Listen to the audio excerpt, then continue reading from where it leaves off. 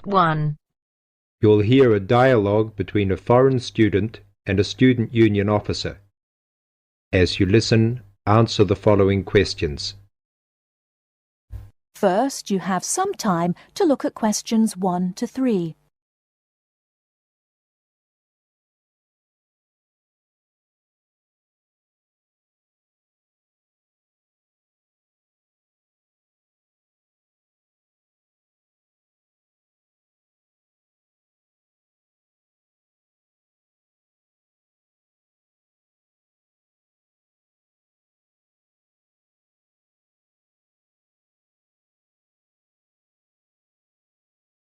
Listen carefully and answer questions 1 to 3.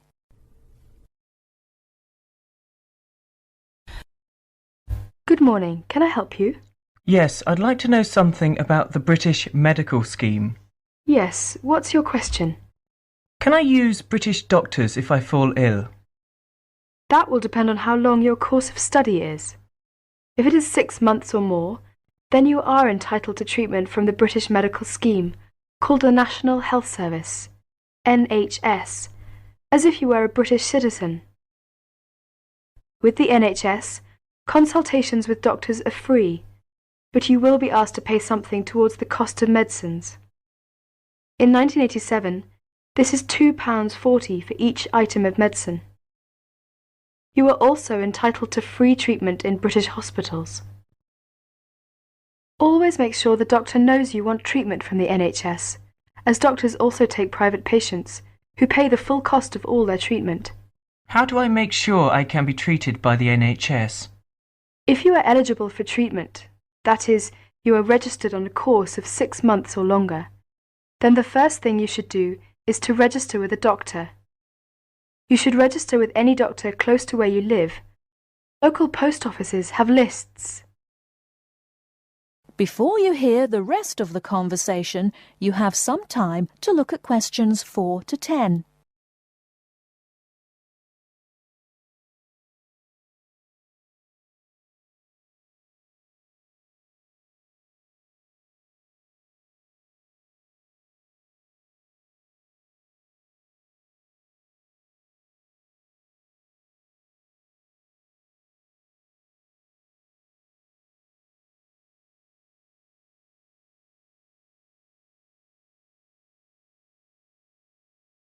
Now listen and answer questions 4 to 10.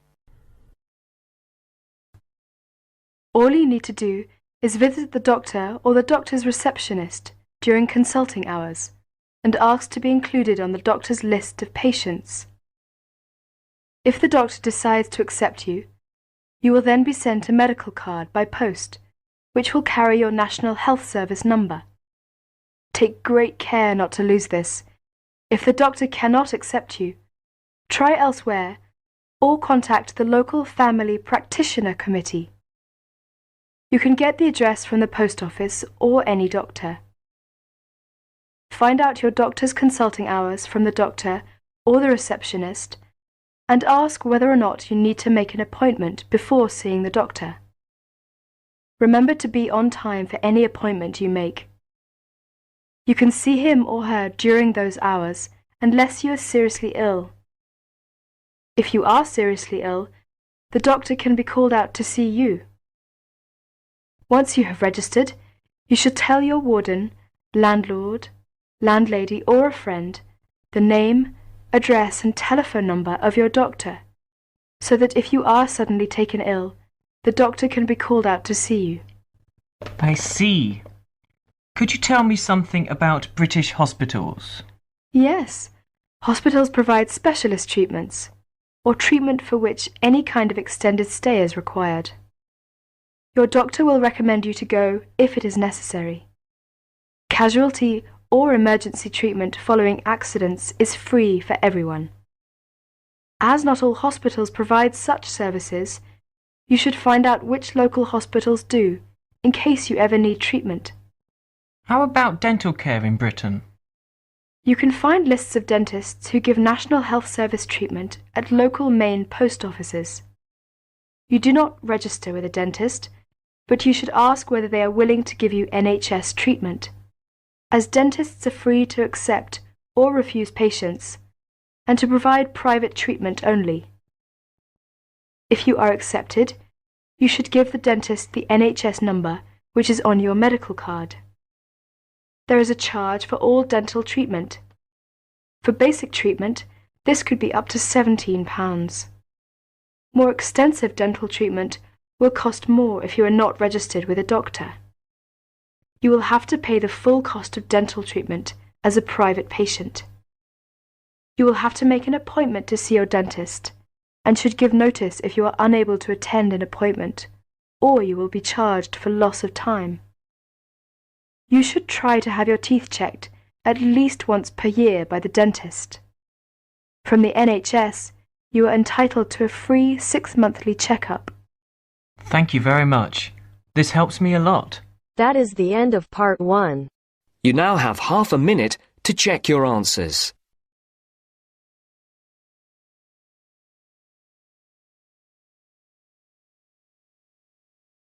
Part 2. Part 2. You are going to listen to 2 students talking about a presentation on time management. First, you have some time to look at questions 11 to 15.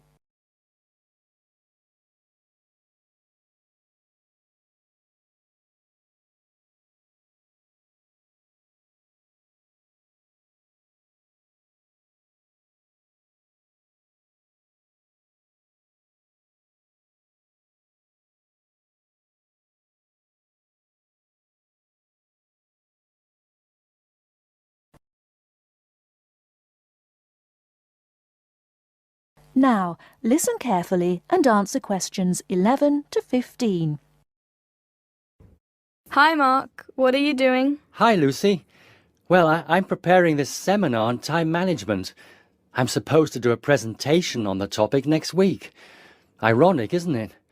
I'm probably the worst student when it comes to time management. I don't think you're that bad compared to some other people I know. Do you need some help with it? Yeah, I just don't know where to start, to be honest. When are you doing the presentation? I'm supposed to hand in the draft on Wednesday at 11 a.m. The presentation is scheduled for 10 a.m. this Friday. That's not too bad.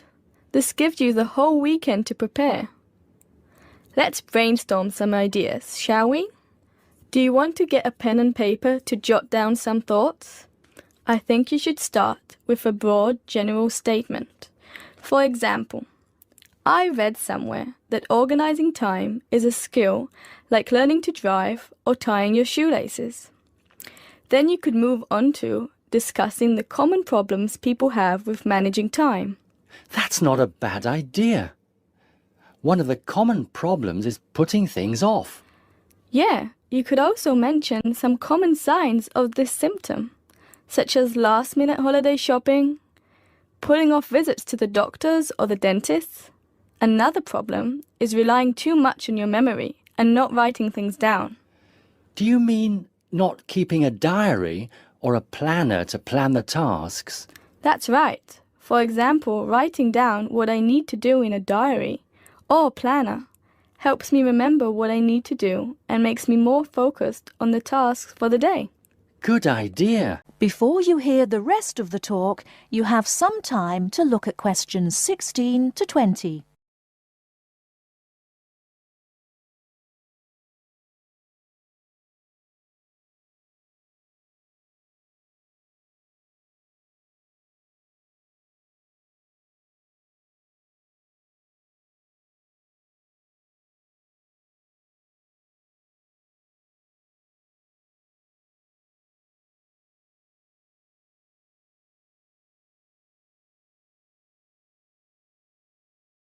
Now listen and answer questions 16 to 20.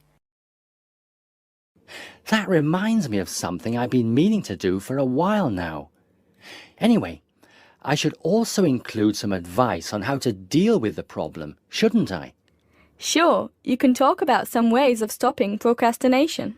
I guess making a to-do list can help one focus on what needs to be done. Definitely. Another way to deal with the problem is to prioritize and do the hardest job first, the one which requires the most effort and concentration. Also, my tutor recommended that I should break big projects into small parts with a specific goal. Having an action plan has worked for me. I usually make a list of small tasks I need to do to achieve a goal. Sometimes I just don't feel like getting down to work because a task seems too overwhelming for me to even think about. This technique helps me reduce psychological pressure if I think of a project as a set of easily achievable tasks. Don't you think? I know what you mean. I often feel like that myself with the statistics project I've been doing this term. I'm well behind, and the deadline is next week. I think setting deadlines and sticking to them can help one to achieve goals. You can discuss this aspect in your presentation too. A good point. Setting deadlines can also help one become more realistic about the time it takes to do tasks. Another point you could include is how to deal with interruptions. Okay, I guess blocking in time to handle unpredictable interruptions can help one stay focused. Not just that, some interruptions, such as phone calls, can be easily avoided by using answering machines, for example. Saying no, which is one of the most useful words in English, is also very effective.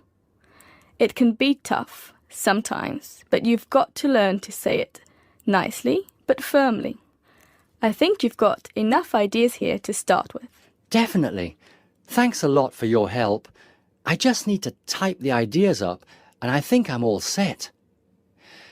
Do you think you can lend me your laptop for a couple of hours? I'm afraid I can't. I've got to finish my own project. Never mind. I'll use one at the library. You certainly know how to say no. Learned it the hard way. Got to go now. Good luck with the presentation. Cheers. See you later.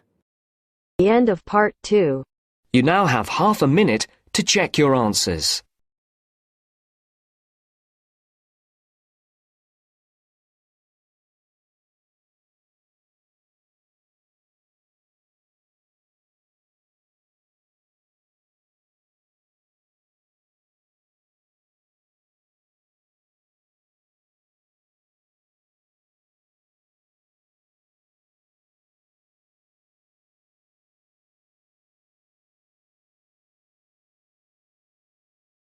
Now turns to part 3. Part 3. You are going to hear a conversation between a student and a driving instructor. First, you have some time to look at questions 21 to 24.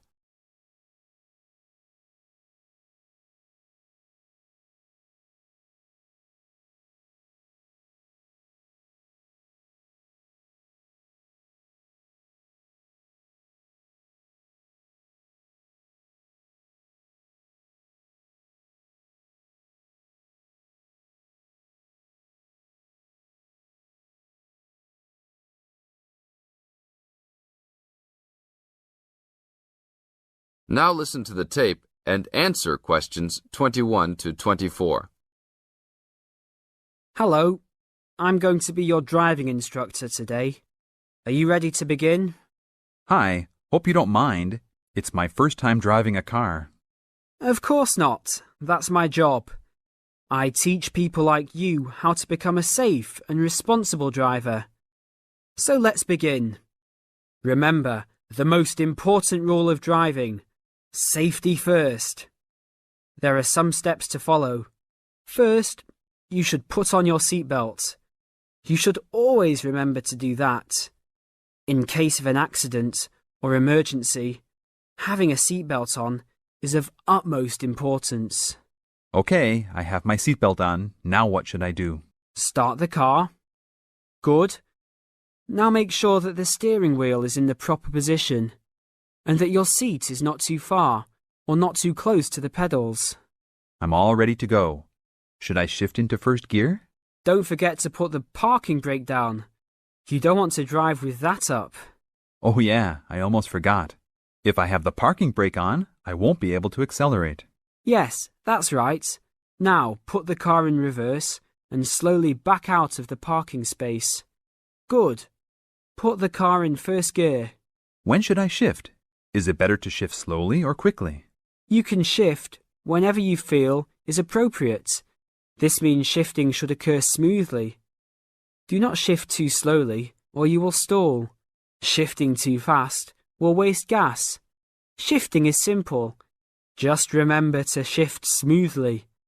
To shift, you will have to push the clutch and then push the gas pedal. Now look at questions 25 to 30.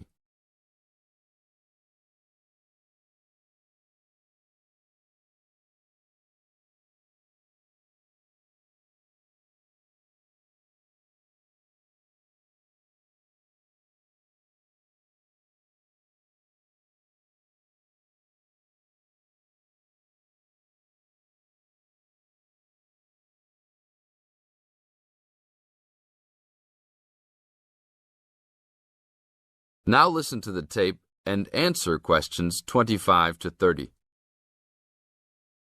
Remember, smoothly is the key to good shifting. Like this?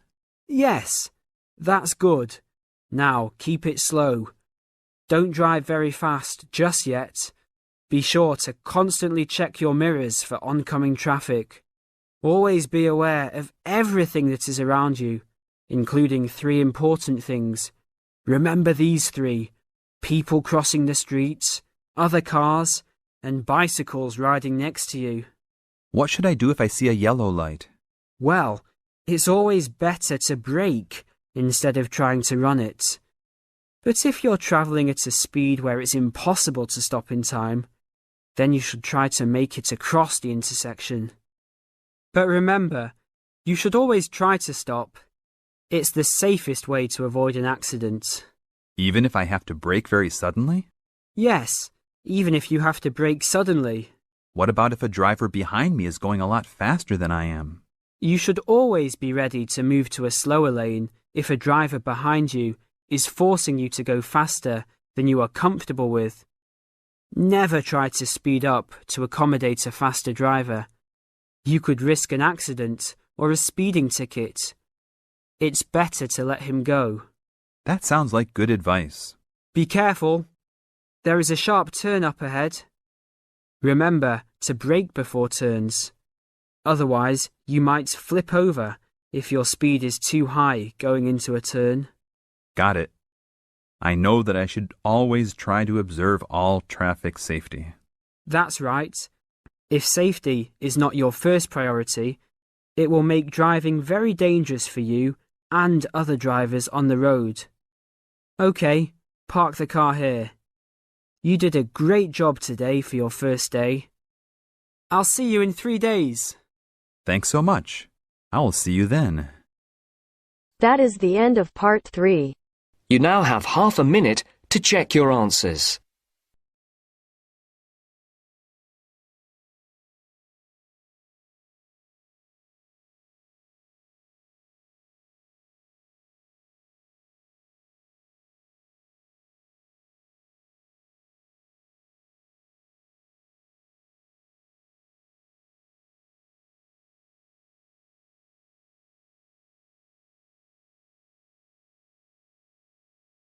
Now turns to part 4. Part 4. You are going to hear a conversation between 2 students. They are talking about the English bars. As you listen, complete the notes below. First, you have some time to look at questions 31 to 40.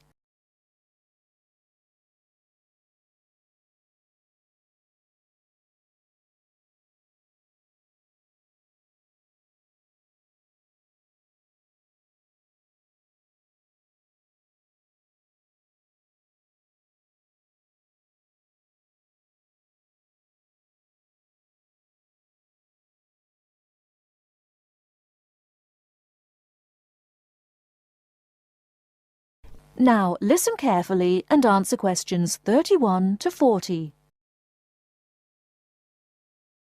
Kevin, could you tell me something about the bars? I have never been to a bar. You see, Steve, my classmate, has invited me to go to a bar tonight. I see.